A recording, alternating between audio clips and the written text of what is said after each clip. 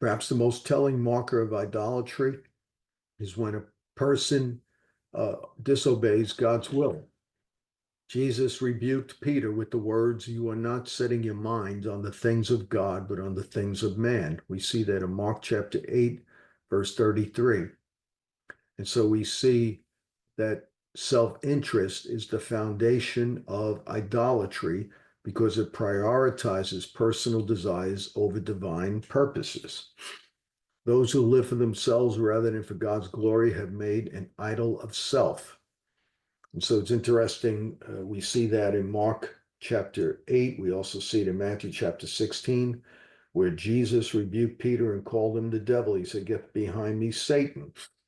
And even though Peter was doing something that he thought was noble, trying to stop him from going to the cross because he loved his master, he didn't want his master to die because it was against God's will, Jesus called him the devil, or he spoke to the devil inside of him, trying to use his emotional connection with Peter to coerce him or to manipulate him mentally from obeying God's will.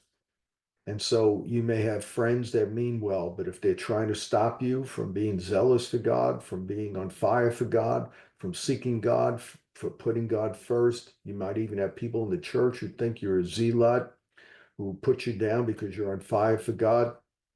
Don't listen to their voices. Always use the Bible as the highest standard for faith